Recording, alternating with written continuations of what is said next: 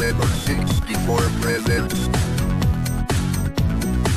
a Playguide and video review. Sit back and enjoy the show.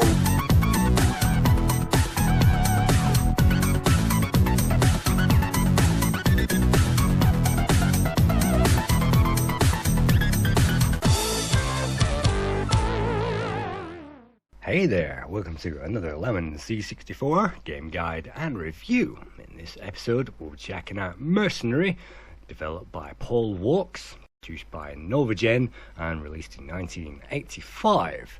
This game is one of the very first open world sandbox games in the world, and it was highly rated on the Lemon C64 poll, which I ran on the Lemon C64 channel, voted for this game.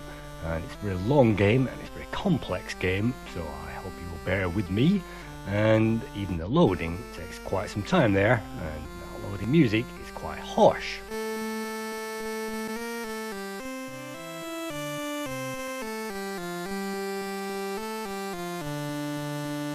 But eventually we get there, and then it's on to the game itself.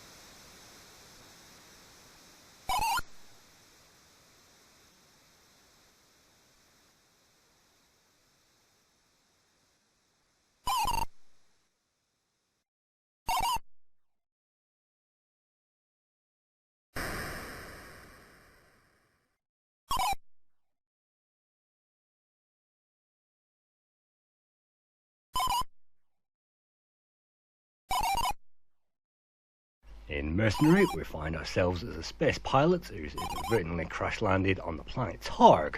And it's unfortunate that we've crash-landed, but it's very fortunate that we happen to have crash-landed right next to an airport, and we have to have a mode of transport, so fortunately there is a dart waiting for us, and all we have to do is to press Y key, and we can buy that dart. That will mean we have transport around this huge landscape. And so I definitely recommend the player buys the dart. There is definitely a way of getting around this and not buying the darts, but for the beginner it seems the ideal opportunity.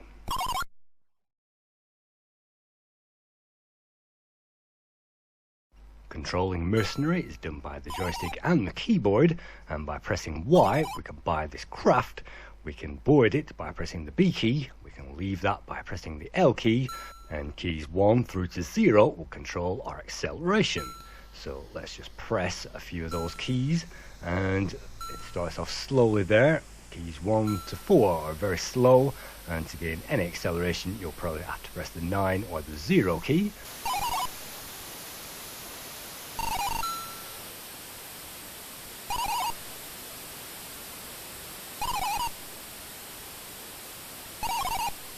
The game even offers us a start location in the form of 0906, so let's try to find that. In this game we happen to find ourselves on the planet Targ, which has been divided by two ruling factions, the Pallioids and the Mechanoids. Some of these buildings you can see I'm flying around, and all these structures will be owned by either the Pallioids or the Mechanoids, and you have to befriend those and trade items off between those in this game. And then you'll either earn enough cash to get off the planet, or you'll basically be able to earn the right to a huge flying vehicle known as the interstellar spacecraft, and then you can fly your way off the planet. And in this guide I will attempt to show you both ways, and it's quite a long guide. It took me 2 hours to play this, so we will be speeding this through a little later. At this stage we don't really know much about paleoids and mechanoids, but I can tell you that the paleoids do have a space station, or rather an orbiting station, orbiting around this planetoid, and if we just focus in the sky there, we can actually see the orbiting station known as the colony, and we'll have to fly up to the colony and trade items with that. But for now our dart is not powerful enough to reach the colony, and so that is at 65,000 feet and our darts can't make that. But let's just fly up there into the 30,000 feet zone, and let's take a look at what the landscape looks like from up here. You can see the computer control panel known as Benson will relay our altitude, and it will also show our speed, our relative composition distance on that grid, with 0, 0 aligned with the airport in the middle, and we can also see EL over there to the left, and that's elevation. So we can navigate around this level. That handy location meter shows where we need to go, and in this case let's fly back down and let's find yet again that 0906. That white dot in the centre marks the landing strip where we started, and just below that, if I can find the area, here it is, we'll find the object of the first element of the game, and here it is. Scattered around this landscape, the player will find 6, maybe even 7 underground chambers, and this is the entrance to one of those underground sections. All we have to do is to land, and I'm not sure whether it's possible to destroy our craft by landing. Certainly that craft can take some kind of hammering, and flying down to 30 feet there above the horizon, well, sometimes 30 feet is enough to get us down to the object, and as soon as we touch the ground the horizon will level off. So let's just bring that craft down, lowering the speed of course down to speed 3, and then we can pilot that thing hopefully down the last few feet.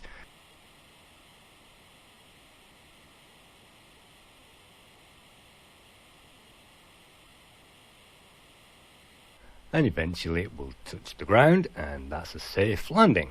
From here we are still in the aircraft. We can press E to drop down within the aircraft, but I like to leave the aircraft outside of all these base entrances, and that will guide us, and that will be a marker, and hopefully you will see the reasoning behind that later on. But for now let's park the dart on the foyer of this bay and bring that to a stop by pressing 1 followed by the space bar. That will stop the craft.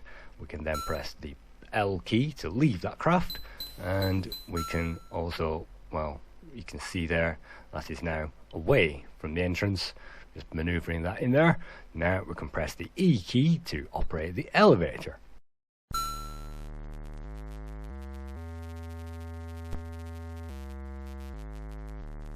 Each underground complex is a maze of rooms, and so unfortunately I had to rely on the ZAP map when I played this game in the 1990s when I tried to complete this, and the ZAP map was released in 1991, so it was a number of years since the game was released, but thanks to that I actually figured out the game. So in the first room here we will see the sights.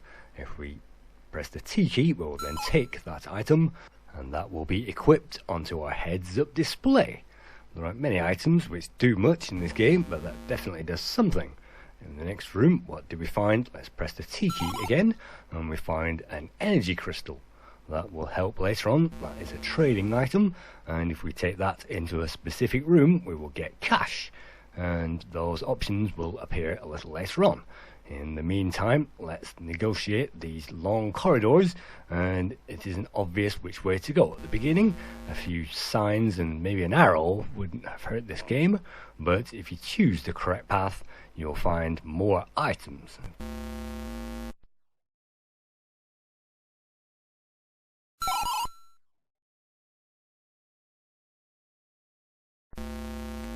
So let's exit that room and make our way down the corridor, and let's check out the next room.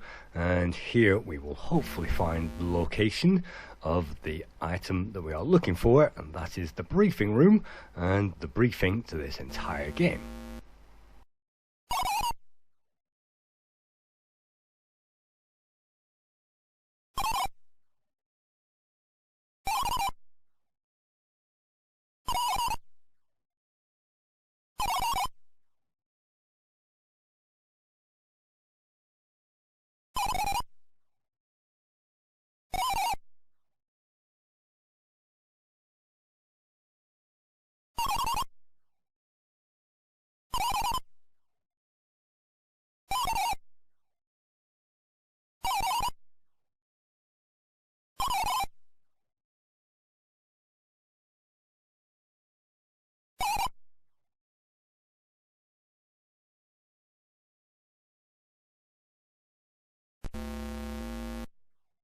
In Mercenary, there are at least two ways to earn cash. One of those is to trade items with the other side. The other is to demolish enemy buildings, but at this stage we don't have a clue which ones are the enemy buildings, so all we can do is march on with Plan A. And to help us with Plan A, what we need are a few keys.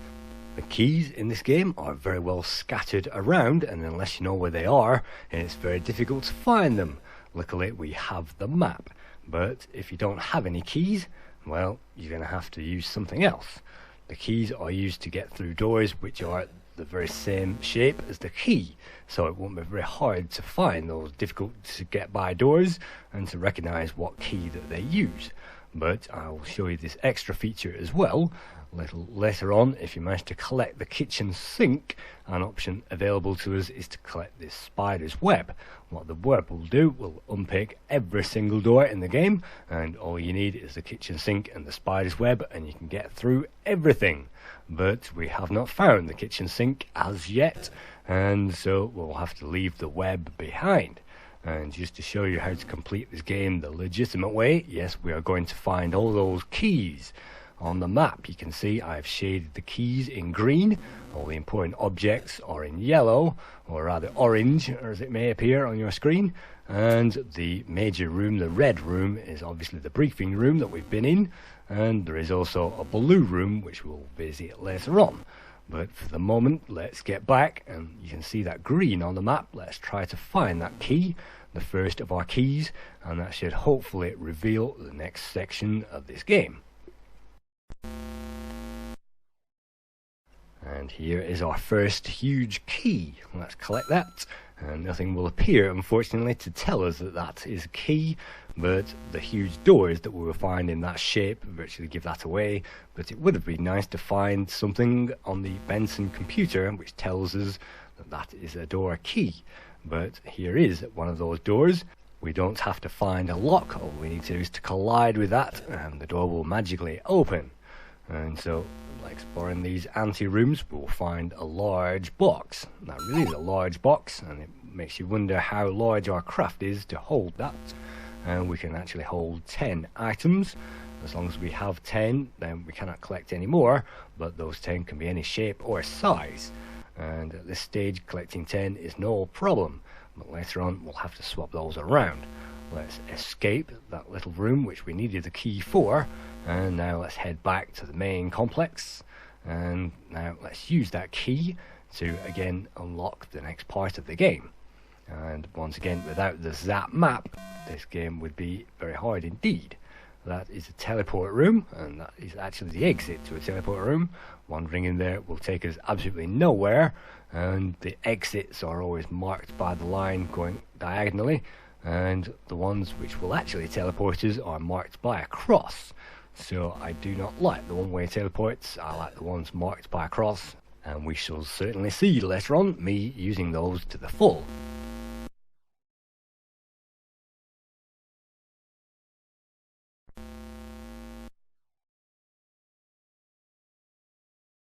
Already at this stage you can see the benefits of having a map at your disposal, and this game is so easy you could perhaps map this on graph paper, and that's perhaps what the makers intended the player to do. Each room is a different colour, so you could colour these blocks in a different colour as well. But you can see we've made it back to the hangar, and by taking the top door in the hangar we can find one of those doors again, and that leads on to another item. In this case we've found a very important item, that is the power amp. By walking around this item we can see that this thing is very well crafted and the item is very much in 3D, and so all we need to do is to find the center and press the T key. The power amp will amplify the power from the dart, and the dart only. So if you didn't pick up the dart from the runway, then that power amp is useless. But in the meantime, let's walk back into that room, because if you didn't notice it, there was actually a door there on the left. Let's walk through that door, and that will lead to another door, and there is only one door in these rooms, so let's continue taking this door, and the game holding the player's hand literally there, forcing them in the right direction. So again, let's take the first door we come to, and that leads to a communications room, which is unfortunately bust. And so let's leave that broke piece of machinery over to one side. The communications room will be used later on to communicate off this planet, and don't forget we are stranded on this planet. If we can communicate off of it, then we can order ourselves a vehicle to fly off of it, and we will try maybe to do that a little later. In the meantime, you can see one of those crosshatch teleports. By taking that, that will take us on to a new place, and by taking a look down this corridor, it might not automatically be obvious where we've teleported to, and once again, if you didn't have the map, you would be incredibly lost at this point. So let's take a few doors and let's see what we find.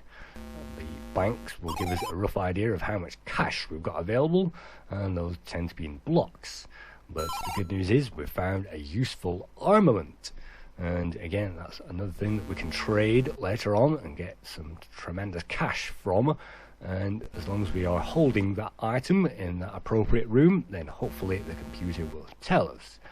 And so our next item, well, that's a huge block of cheese. To be honest, you wouldn't actually believe that that is cheese, but if we fall out of the dart or we get blown up out of that, we can launch the cheese and surf our way down to the planet, not get killed. So the cheese is a random object and it isn't obvious what that does, and even free falling through the sky doesn't reveal what that does. But taking the elevator up, we have revealed that we are now on location 1113 on the map, and so at least finding a hangar will give us a relative location as to where we are in the game world. But again, which of these 3, 4, 5 doors do we actually take? Do we actually take the teleports, or do we take another door? Well, we've cleaned out this section, we've found the cheese, and we've found the useful armament. So let's take this other door, and this teleport will take us on to another place. And at this stage, again, we don't have any idea what that random teleporter will take us to. And in this case, it is actually a random teleporter, and again, we have actually materialized into the final room of the game, virtually. And we've found more doors, triangular doors. Well, we'll have to find those later on. You can see the triangular door piece is one of the most important in the game. And what about these doors? What about the doors with triangles above those? Well, those means that the following room is in darkness. So if we wander through those doors, unfortunately we won't be able to find anything in there. And I know for a fact that there is something in there. In fact, I know for a fact that that is actually the door key that we need, the triangular piece. So in order to find the triangle, we can either pad around in the dark, hoping that it is in there, or we can go the legitimate way and try to find a light on the subject. You can see I'm taking the random teleporter until I find the destination that I require. And this particular random teleporter will randomize through 8 different locations, approximately. So this is another location. It appears to be a hangar, so we can always press the E key to find out where we are.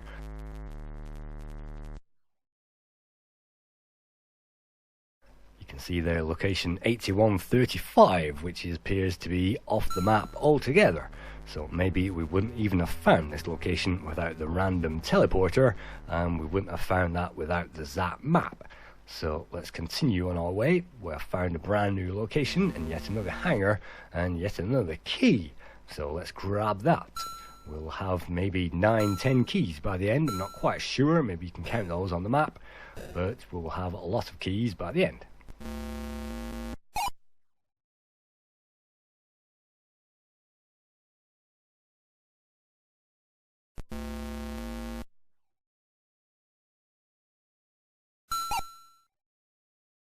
Let's pick up this gold, and weight doesn't even impair our carrying ability, and taking another random it appears door will actually take us to a predefined position, and that is appearing on the map.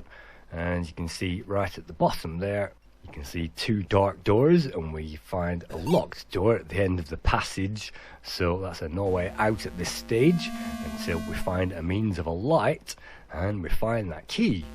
So let's go back to the hangar and let's take another door, and we can always take the random door which we found earlier on.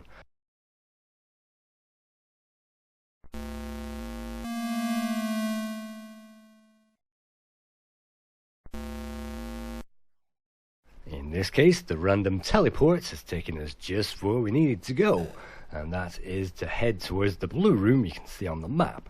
The blue room will contain the medical supplies, and the blue room is also a major room in itself. You can see there the medical supplies. Let's try to pick those up, and well, we cannot pick those up unfortunately because we have collected 10 items already, so we'll have to drop the gold, and now we can hopefully pick up those medical supplies. But we'll have to drop those medical supplies if we want to pick up any other item, because it isn't the weight, it's simply the number. Through here we'll find the Photon Emitter, which you can see there is the white room on the map, and the Photon Emitter is basically the light bulb that we need to light up all those dark spaces. So let's drop a few items, make sure that we have enough pockets, and get back, collect that Photon Emitter. But you can see the exit to that particular room is blocked unless we have the triangular key, and the triangular key is hidden in a very dark room, so you need the Photon Emitter to collect it, and you also need the item itself to be able to gain access to it, unless you happen to fall through that particular teleport in the medical room. So now that we have the Photon Emitter, all those dark rooms will now be in our power. So let's move through that map and let's try to find a few of those dark rooms, explore those, and try to find more of those important items that we need to get through to the first section of this game. And this isn't really the first section, this is just the introduction that we're actually playing at the moment. We haven't actually collected our first item and traded our first item yet, nor have we blown up any enemy territory. So let's maneuver it back to the hangar that we started from, hopefully, and we should find our trusty dart waiting for us at the end of all that. So we can now drop a few of these items, and the great thing about dropping items at the entrance to bunkers is the fact that they will be highlighted on the map from any height. So that means that any item dropped in front of any important location will mark that out, and so you can fly back to that spot at any point. At the moment I'm collecting the power amp so that I can fly up to that colony. I'm collecting a number of keys which I shall need, and a number of important items which I might be able to trade up there. And I've not taken that triangular object, the Photon Emitter, because there are no dark rooms up there. And if you know this game at all, it is important to have all the items that you need before you travel all that distance, and that means I'm travelling back to the medical room, the blue room on the map, collecting all those items back up again, distributing those on the surface, and I will then collect the most important objects and take those up to the revolving colony, which is 65,000 feet above this planet. So let's drop a few items, and I certainly won't need many of these, but I will need maybe the energy crystal and the catering provisions there. When I collect that, it doesn't automatically appear sometimes on the bottom what every item is, so I had to collect that catering provisions twice to make that appear. And now let's press B to board and 9 to launch into the air. And again, we can use the joystick on this section to maneuver our craft, and you can see the dots on the landscape. Let's head towards that, and by pressing the minus key or perhaps the plus key, depending on if you are using an emulator or a real Commodore 64, you can now speed that craft up And now you have to watch out for the colony appearing very quickly.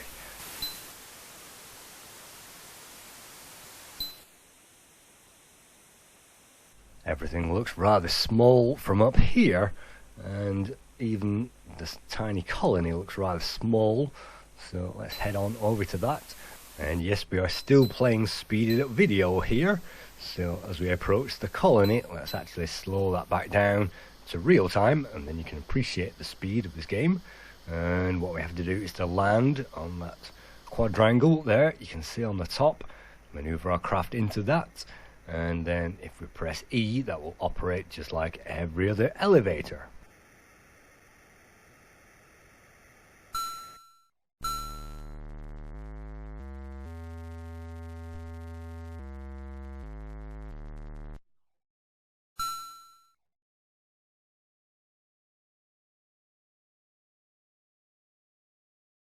The colony craft comprises of 3 decks. On the top deck we can find the hangar, and springing off from that we will find a number of ante-chambers. So let's explore the first one and let's see what is in there. Again, if you don't have the map, then you'll be going into this blind. Luckily most of these rooms, apart from the colour scheme, are virtually identical, apart from the size. Obviously some of those are bigger and smaller, but it's great that these things are different colours. That's the elevator down a level, and we didn't find much on the top deck. Let's check out the middle level, and in here there must be a number of items that we need. And we find a corridor and a number of rooms. It is great that we have all these different rooms to explore, but again, without the map it is a little crazy. We find a conference room here, and we can pick up the lectern, but that does absolutely nothing. It is worthless, so let's drop that and leave that here. But in this game, the important thing to note is that if it tells the player where they are, i.e. the conference room, that is a giveaway that we need to drop an item here to gain some cash. In this instance, it's the essential supply, which we haven't found as yet. But if we find the essential supply, it will then tell us that we can drop that in that room to gain some cash, hopefully. But it doesn't always tell us that. For example, here we are in the bank, and under normal circumstances you think that that is a perfectly ordinary bank and nothing else in here. But I happen to know for a fact that if we drop the gold in here, it should actually reward us. It isn't doing that, so let's collect all these items back up all over again, and let's exit this room, and let's see if just by dropping the gold in here on its own, that will trigger that mechanism. And there aren't many bugs in this game. In fact, I don't think there are virtually any, so maybe it's deliberate that it doesn't tell us exactly that we need to drop the gold in here. So the only thing we can do is to leave and to explore the rest of this complex. And that is important because this colony holds 2 master items. One of those is a key that we haven't found just quite yet, and the other item lies in the very next door along this corridor. That item happens to be, if I can only just get in there, a kitchen sink. And where would you find a kitchen sink? Well, in the kitchen, there it is. It actually tells us that we can leave the catering provisions in here, and that will earn us 6 grand reward. So let's drop that. That happens to be the first item that we are carrying.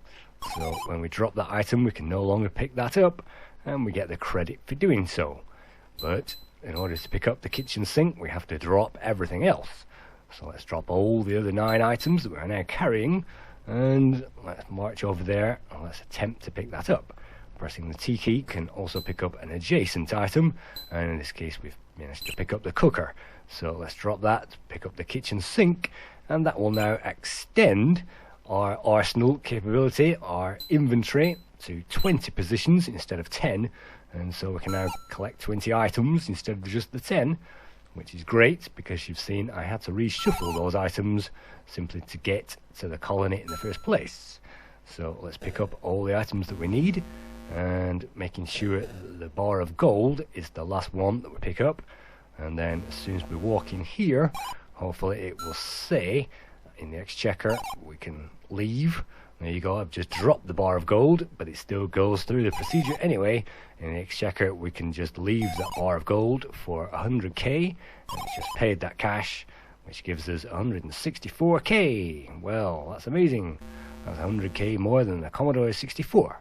So let's head on, speed this game up, and pick up the last item that we left. That's the medical supplies. And I wonder where we use the medical supplies.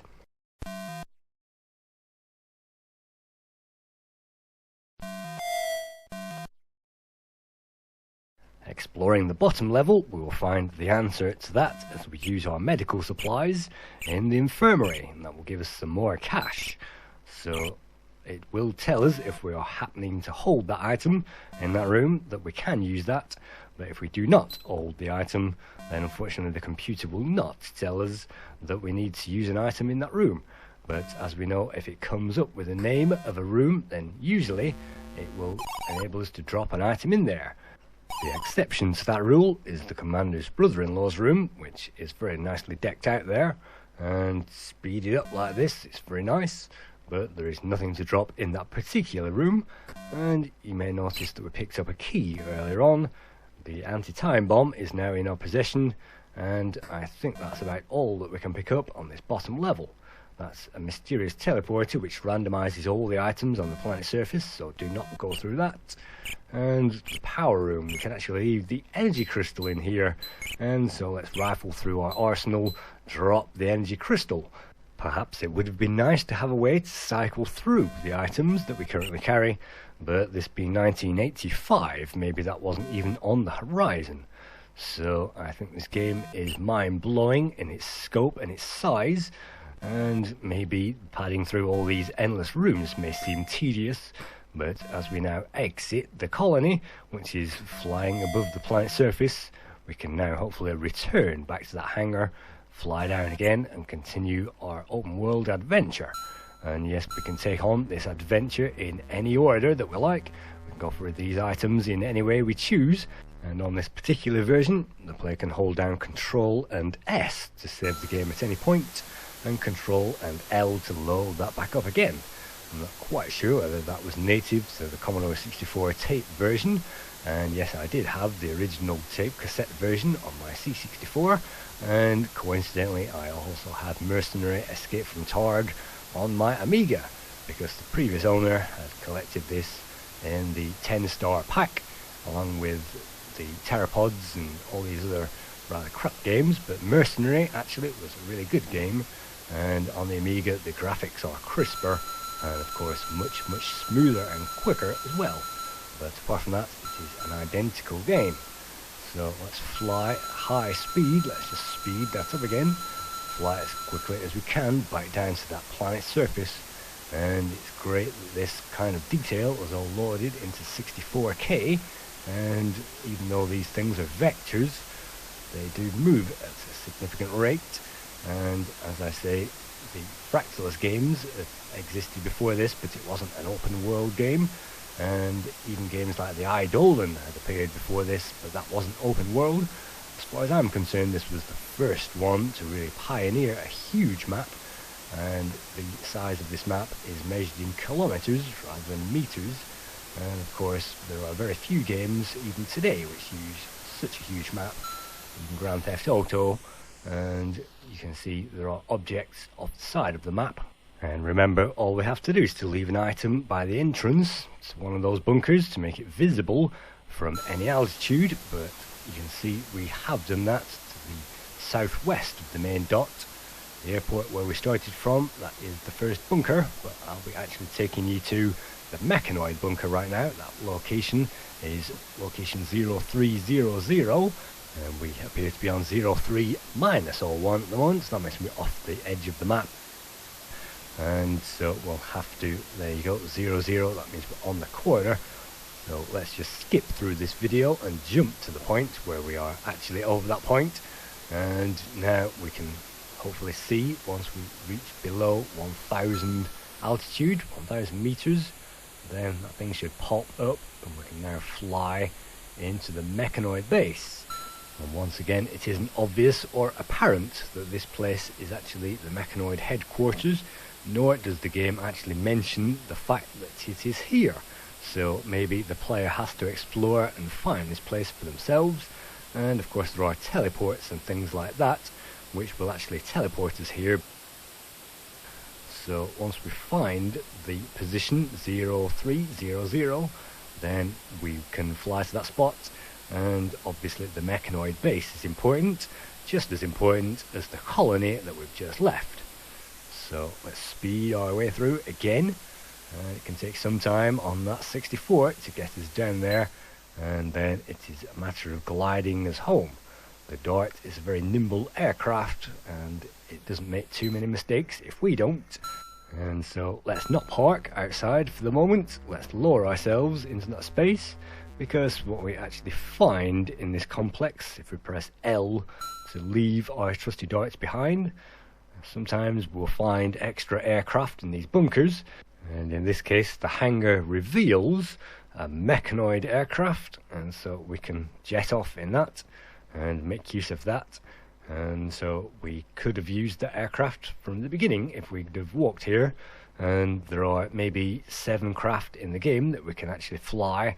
Some of those are surface aircraft, one of those is an intergalactic aircraft, and the rest are flying darts, and there is even a Concorde that we can fly around in, but unfortunately we'll not see the Concorde in this particular playthrough.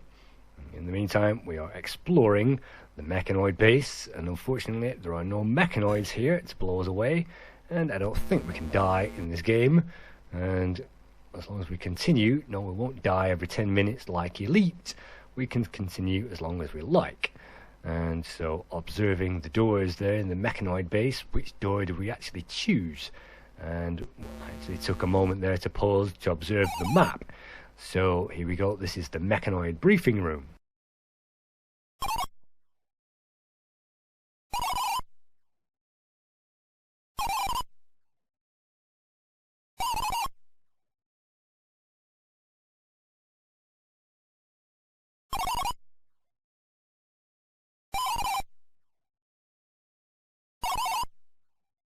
Again, they will give you the same brief: destruction of Paliar installments. At this point we have no idea which are the Paliar installments. I have managed to fly around and destroy things at random, and if you manage to destroy a few of the enemy's opponent's targets, then of course that will flash up and give us a reward. And I've actually known this game to give us missions by blowing those up, but at this stage we do not have any idea. But what we have found in this particular room is the supply, the essential supply that we needed to take to the conference room up there in the colony. So as long as we do know where these items go, then we can track those around. And again, some of those are listed on the same sheet as the Zap map. So it was essential to gain that on the front cover of Zap in 1991. So let's continue now to explore the Mechanoid complex. And again, the power room. In here we can drop the energy crystal that we found, the second item that we picked up after the sites. And I think we've actually left the energy crystal behind. And the fuel stores, there is neutron fuel that we can pick up and drop those in these stores. And trading Paliar goods with the Mechanoids will generally give us more cash than trading Mechanoid goods with the Paliars. So before we leave this complex, let's just use this elevator and use this craft as a marker so that we can find 0300, and let's board again the Dart and take off.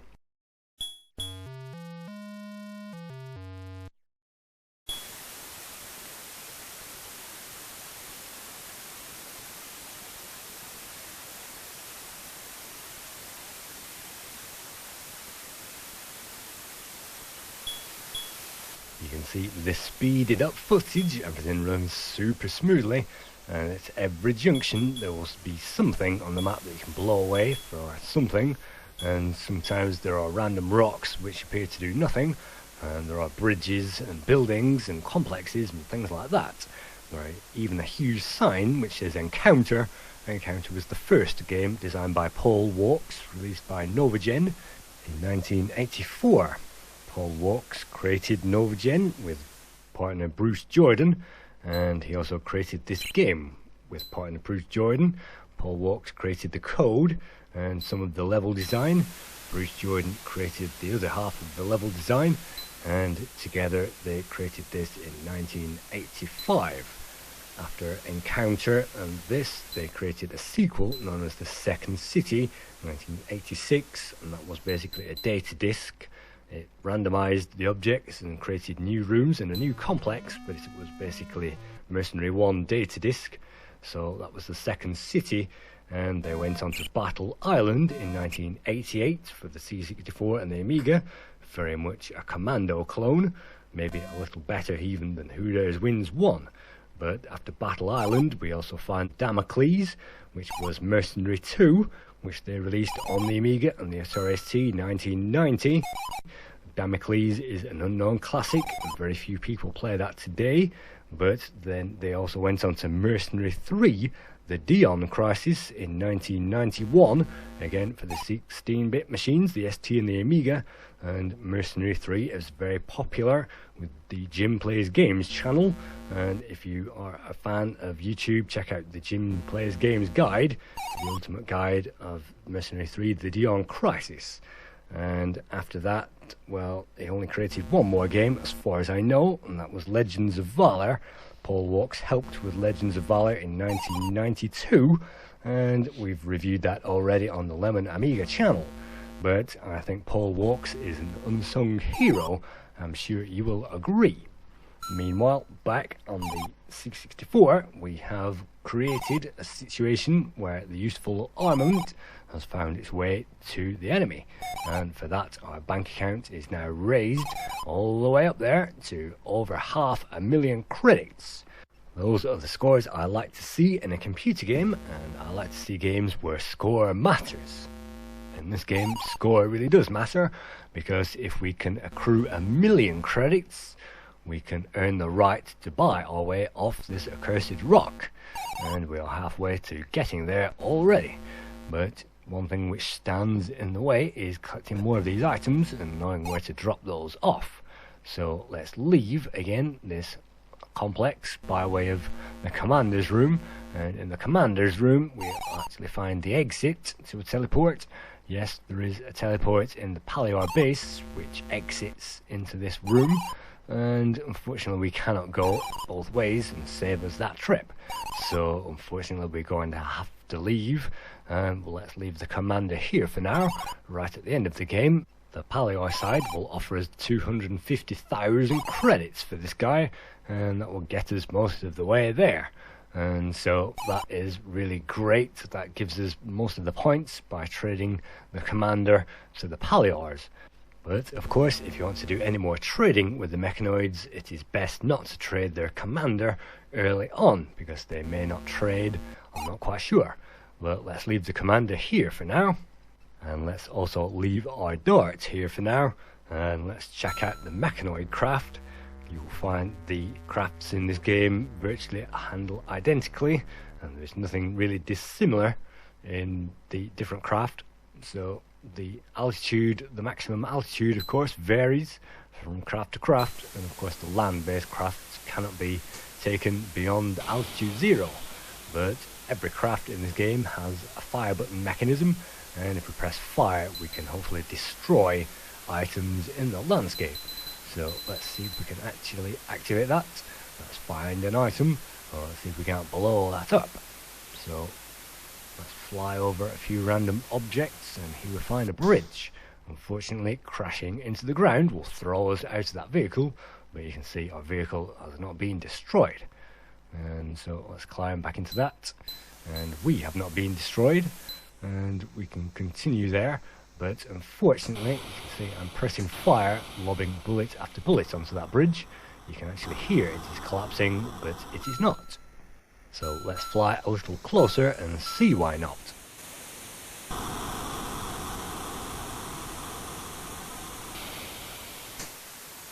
As it turns out, because we are still holding the anti-time bomb that we picked up in the colony, that will actually restore everything that we blow up. And so firing on any object whilst we still have the anti-time bomb will mean the object remains exactly in place. We'll have to drop that if we want to destroy anything, and that is obviously a handy tip to remember. So now that we have landed, let's drop a few of our items. Let's see what we've managed to collect. Let's inspect our inventory, and this is the easiest way to do it because we have a visual scan and you can see the sites there simply take up space in our inventory, so I've actually dropped those. Now we have the kitchen sink, it is possible to collect the sites back and these keys, and that is the actual time bomb there, the anti-time bomb that I've dropped. There's no point clinging on to that because that will restore things. Maybe if you want to restore faith in the enemy or restore faith in the palayoids, we can reconstruct bridges and that kind of thing. The other conifer type object you can see is the photon emitter, and we'll need that because we'll be checking out some dark places. And it's great that there are dark rooms in this game. It's just simply a pity that the photon emitter is very hard to get to unless you know the exact teleport to get you there, because as I say, the very key to get to that device any other way is the triangular key, which is in darkness, and so you need the photon emitter to light your way. And so that's precisely where I'm heading at the moment, all the way back. And so let's use the top door again and let's try to make our way towards the medical center. We remember, if we use the top door, this door is the one that leads to the communications room, and just along this corridor the top door will lead to the medical center. Using that will take us back to the photon room that we find the photon emitter, otherwise known as a light bulb. And in this room we find locked doors because we still have not found that triangular key. This triangular door is essential, so we'll still have to find that key. Let's zip back along, and if we exit the door, the top door of the medical center, run along that corridor, we'll find the second door leads to that random teleport. From here we can find the other triangular doors that we'll need in the game, and we shall also need to find the entrance to that triangular door key. So hopefully it will be along one of these random teleport places. It won't be in the hangar, and sometimes randomly teleporting ourselves around can take some time. But here we go, this is the room, if you remember. Let's head on there into the left hand room, and just if you remember, if we drop the photon emitter, when we walk in there it will be absolutely completely dark. So if we didn't have that photon emitter we wouldn't know that anything is in there. Let's collect that and let's check that out, and we find the triangular key. And again, well, let's collect that. It is very well rendered and drawn there in 3D, as it would be because this is a great 3D game. And now that we have that triangular key, that opens up the second section of the game. And yes, we are still in the first section, traversing into the second section now, because the second section we will need one key item, and that is the metal detector. And the metal detector will enable us to detect whether a building is a paleo building or whether it is a mechanoid structure. And so we are not collecting the metal detector just yet because we are in one of the most important rooms of the game, and this is the Hall of Teleports. If we take this dark room ordinarily in the Hall of Teleports, that should lead, hopefully, to the metal detector. So let's just continue, and sometimes, yes, you may be paranoid thinking that you've missed an item in a room, but no, there is actually nothing in there. And so sometimes if you have the map, again, it helps. And this is an anti-gravity mechanism, and collecting this will mean that we can collect items such as spacecraft and huge items and rocks and that kind of thing. But because we do not need to use that in this game, the anti-gravity mechanism is pretty much useless. So that's another useless item. Again, you don't really get to know that until you've played this game inside out, what items do, and the anti-gravity item is practically useless, but this key certainly isn't, and this hexagon key will be used to our advantage. So now we have explored this complex almost to the full. The very last thing that we find is the object that we needed, and it's this, which looks like the card table from the Millennium Falcon. This is actually the metal detector.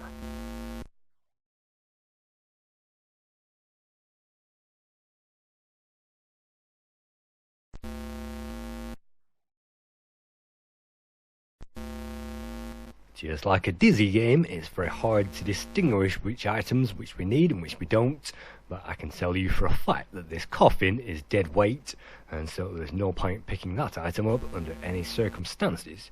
I thought the coffin might serve as a key at one point, but it turns out not, so don't bother picking that up. And this is the exit that we moved through earlier on. You may remember these two dark doors. We couldn't get through those doors because we didn't have the photon emitter, and through one of those is a useless coffin. At the other end of this, there's actually the long corridor with the succession of teleports, which we shall make use of later on. But for now, you may notice another item on that map, and whilst we have that photon emitter, let's collect that. And that happens to be the neutron fuel. Unfortunately, again, it appears that we have the 20 items already, so we're having to drop an item in order to collect the neutron fuel, and that can be traded, as we've seen already, with the enemy. So let's collect the metal detector, make our way back to the surface, and let's hopefully check that out so I can demonstrate the second half of this game. And look at that, we find ourselves in yet another hangar with another ground-based vehicle there.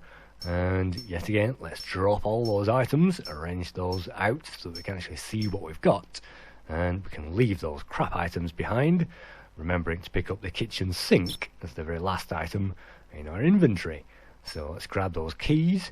We can even ignore the sights because those are practically useless. Collect that photon emitter, ignore the anti-gravity, and collect that metal detector. On collecting that, you saw the bar at the bottom turn green, and that means that this unit that we see in front of us is actually belonging to the Palyars. If we destroy this cage, then we'll be attacked by the Palyars, and we don't really want that. Moving to the second location, we can move between our locations at high speed. Now we can see those from a distance simply by turning 360 degrees on the map, and that leads us to our second batch of items, where we can collect the second batch of keys, and we can leave most of these items here.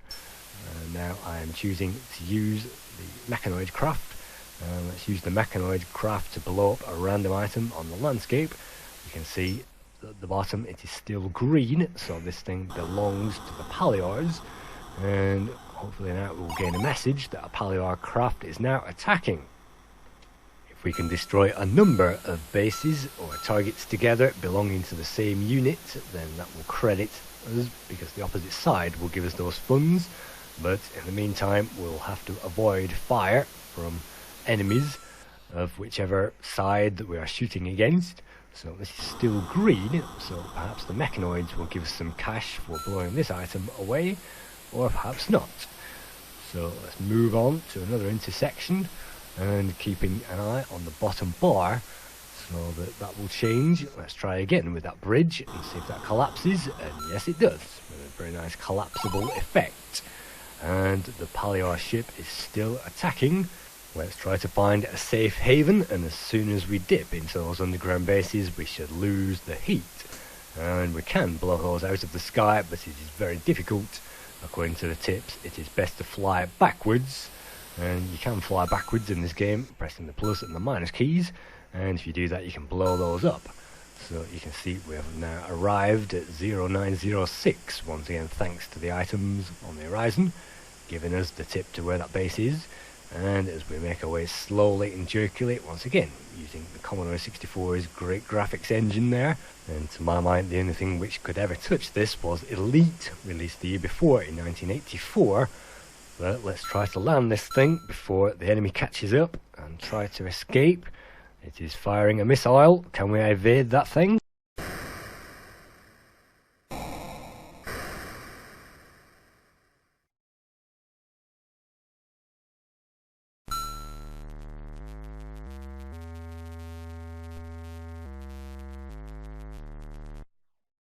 As I say, I'm not sure that we can die in this game, and I'm pretty sure that we cannot, but those invaders can destroy our aircraft, and it is possible to destroy all the best aircraft in this game and have a very long walk or a very reliant game based on teleporters.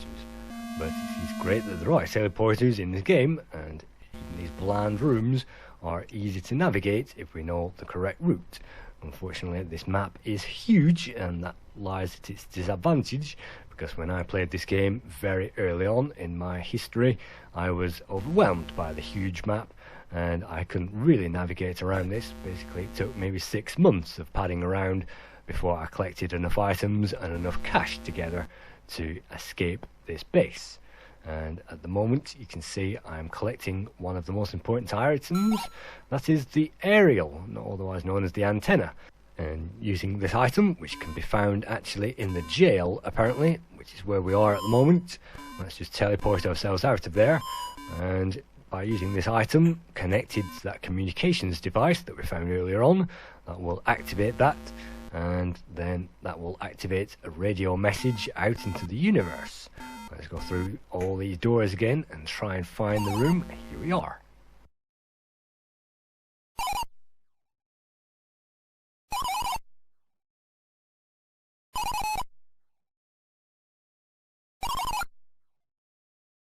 Unfortunately, we just do not have that cache available at the moment, so I'm going to have to press N, and okay, that ends the call, but we can have Hertz taxi cab take us from this place, and we can hire a vehicle, have that dropped off. So let's drop off our aerial, otherwise known as the antenna, and let's leave that here in case we need that later on. It is possible to accumulate over 1 million credits in this game, and you will leave with the number of credits that you have. If we spend 1 million on hiring a vehicle, that will detriment our score at the end of the game, but it doesn't actually give us a rating based on score at the end of the game, so that is basically prestige value alone. But let's not bother gaining ourselves any hired help. Let's just get through this game, and let's get through this using another method. Let's find the intergalactic spaceship. And the route to the intergalactic spaceship is paved with doors, which all require keys.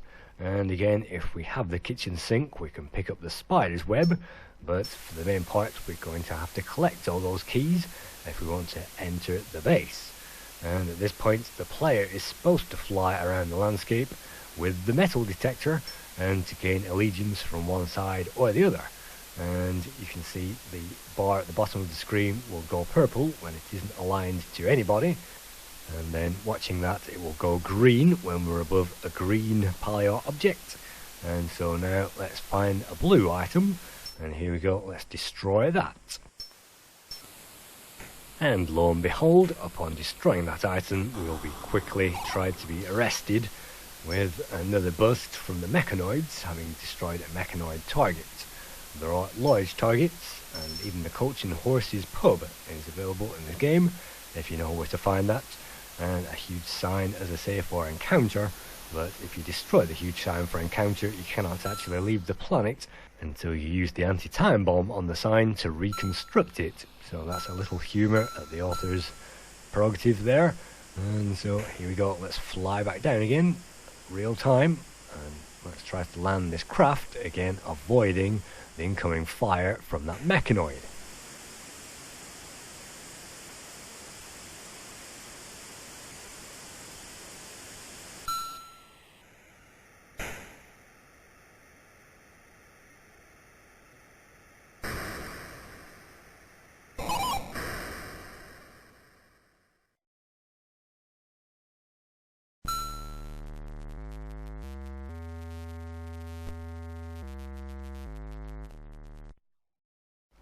Instead of going through the long haul of acquiring friendship the hard way, let's just steal the commander now from that base, and that should give us some more cash, because we are rapidly entering the third and the final phase of this game, which is the exit scenario.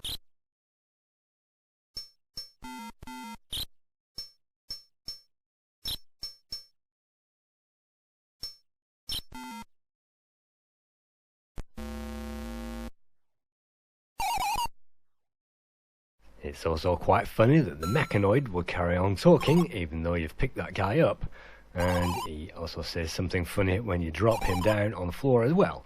But let's ignore his compliance for charity. We have traded as much as we can with this complex, and so let's leave and take this guy over and trade him for some well-deserved income.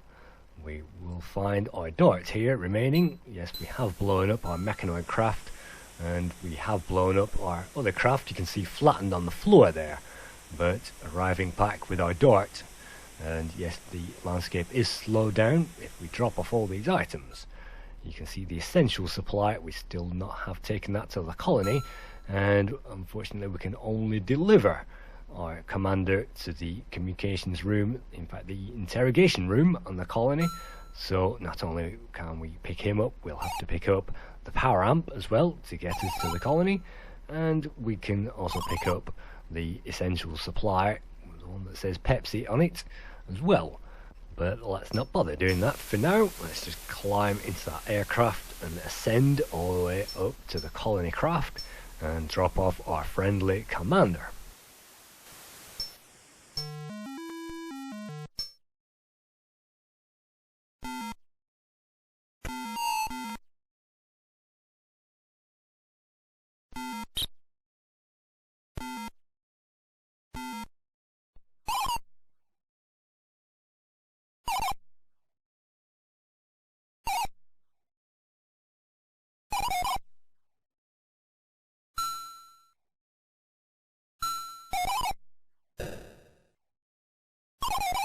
Only 250k now to go towards our million, and unfortunately we'll not get the million score in this playthrough, basically because now we are entering the third and the final scenario. Let's get this game over with, and as I say, now that we've got rid of the commander, all we need is a huge bunch of keys to get through those triangular doors. And so once again, let's try to make use of those teleports. And I happen to know in this particular hangar, this particular teleport should take us all the way back to the corridor of teleports that we found earlier on. And if we find the appropriate door in the corridor of teleports, that is a random teleport, and the random teleport in this case is actually the very first door that we found in this corridor. So let's go to the very first door, and again this cycles through maybe 7 or 8 different locations, so it can take time to find the master room, the yellow room that we found almost at the beginning of this playthrough. No, we don't need to find those dark rooms anymore.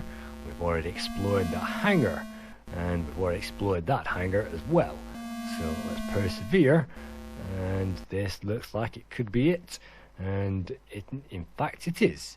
So this room heralds the end of the game virtually, so all we need to do is to explore and have the right keys for all of these doors which require keys. The teleports you can see on the wall are exit teleports, so we'll have to use the keys to get into this location. And do we have enough? Well, no we don't. So we do not have the right key to get further. We can find another teleport, that's a two-way teleport that we'll need later on, but let's just bear that in mind for now. Let's not ignore it, let's just bear that one in mind, and let's go back to the corridor and let's try the other door. Let's see if we can gain any further progress. And yes, we find a data bank. If we take this item to a control room, either the friendly or the enemy control room, that will give us 100,000 credits, but we won't be doing that in this playthrough. In the next room we will find the key that we were locked out of before, and so let's collect that key, and that is the final key in this game. So let's see if it works on that door that we found barred from a little earlier. Let's return to the corridor and let's try our alternative route, and let's try again with that door and hopefully make some progress. This is the penultimate complex of rooms in the game, and if we continue along here to the left and follow that corridor along, because there are no other doors, we have to go along this way, and look at that skull and crossbones. We have to go through that door, and that will find the penultimate hangar in the game, and that contains the interstellar spacecraft. But that is useless at the moment because we need another item to use that, i.e. the Nova Drive, and we'll also need the security pass to exit the planet. Unfortunately, we have used 20 items already, and it is crucial to have the kitchen sink, otherwise the player will be infuriated by now, avoiding items and judging items and forever toggling items around in their inventory. So let's just drop a few items, make sure that we have the appropriate keys, and maybe we can even leave the photon emitter behind at this point. And unfortunately we can't, so let's go back and collect that photon emitter, and we can certainly leave that power amp behind because we have no further use of the colony. Let's collect the security pass, So now it's just a matter of going through the teleport that we noticed earlier and collecting an item known as the Nova Drive, and that will activate that particular craft.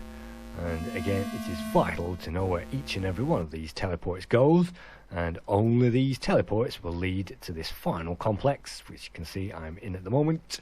And from here we can pick up the Nova Drive, so let's go ahead and do that, following this corridor around. And unfortunately there are very few sound effects in this game apart from the incessant opening and closing the doors, and that does create some kind of atmosphere in this game, and I'm glad that there are engine noises and explosions and things like that. But unfortunately there isn't much else in these rooms, and that's slightly a shame given the fact that they could have cloned items from the commander's brother-in-law's room and scattered those throughout, i.e. a couch and a lampstand here and there wouldn't have hurt the game, and even an arrow and a sign on the wall and things like that. But let's collect now the final item in this game, or rather not. I will show you the final item in this game. That's the Winchester, and if we take the Winchester item over to the Mechanoid laboratory, that will give us 250,000 points. So if you remember the labs, the Valor and the Mechanoid labs, then take down the Winchester, drop those off there and get 250,000, which would have given us the million. Through that door is the Concorde aircraft, and we do not need that at this stage in the game. In fact, that appears very late and appears as an Easter egg. Let's return to the interstellar spacecraft and complete this game. Taking a look at the reviews, Commodore User originally gave this game 80%, Commodore Force gave it 87%, CMVG gave Mercenary 90%, Your Commodore gave it 90%, Zap64 gave this game an incredible 98%, and Your Computer actually gave this 5 out of 5, which is 100%. They all said that this was a massive breakthrough on the Commodore 64. They loved the environment and the open world exploration, where the player can take on projects in any order. They can complete this game in a number of different ways, and they can also use the objects to their desire, i.e. they can use this game as a fighting game, as a flying game, as a flight simulator, or as an adventure. So I have a lot of time for this game with an average score of 9 out of 10. So thank you for viewing this play guide and review.